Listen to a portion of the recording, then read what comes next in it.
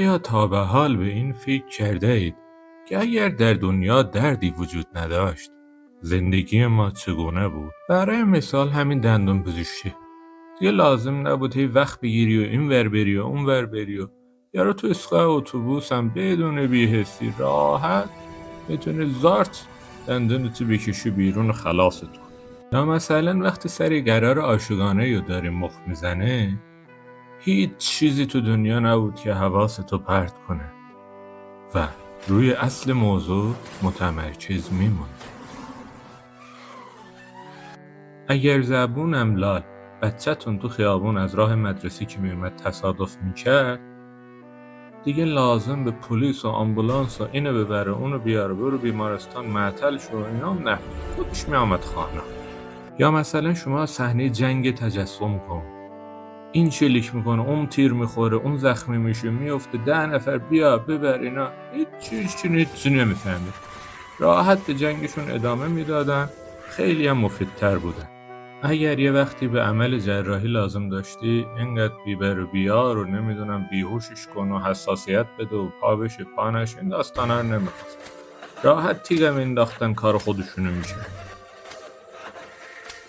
در تظاهرات متظاهر کنندگان عزیز خیلی فکر فرار و درد و کتک خوردن و اینا نبودن، راحت اینا میشستن شعارشونو میدادن، پلیس زحمت کشم حسابه میزدشون تا میخوردن.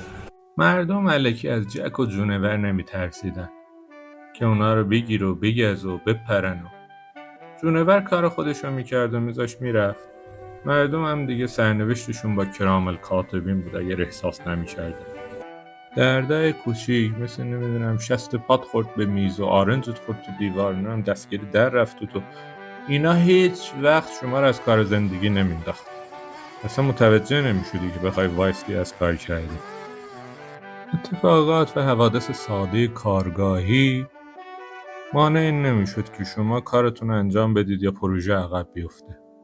همچنان خیلی قشنگ به کار خودتون ادامه میدادید با شادی و نشاط. درد که فقط فیزیکی نبود که، ما درد داریم روحی عاطفی. این درد عاطفی خیلی اذیتت نباید بکنه، ذهنتو نباید مشغول کنه، باید بری به دنبال زندگی به زن و بچه برسی. این دردهای عاطفی بعض وقتا اصلا بر اساس اتفاقات خنده‌داری ممکنه رخ بده، چون سگت بره زیر ماشین اونجا له له بزنه و اصلا از خنده روده‌بر میشه اون روز، خیلی خوش میذاره. شور و تند و ترش و نمیدونم این چیزا به هیچ وجه نه بالا تا اذیت میکنه نه پایین دو، هیچ جا تا درد نمیاره. راحت میره میشینه یه رستوران هندی شیک، خفن ترین غذاشون رو سفارش میدی، میشینه میخوری تا ته. اگه ببری پلنگی نمیدونم مار بوهای چیزی گازت بگیره اصلا انگار نه انگار، دلیل نداره روز قشنگ تو خراب کنی. برو جنگل و رود و خانه صفا کن، لذت ببر از زندگیتون روز. خطاها و حادثه های ساده کاری نباید باعث این میشه که خط تولید بخوابه.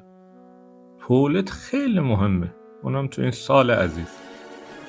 راحت یارو کارشو میکنه، نه مرخصی میخواد نه چیز، اصلا نمیفهمی چی شد.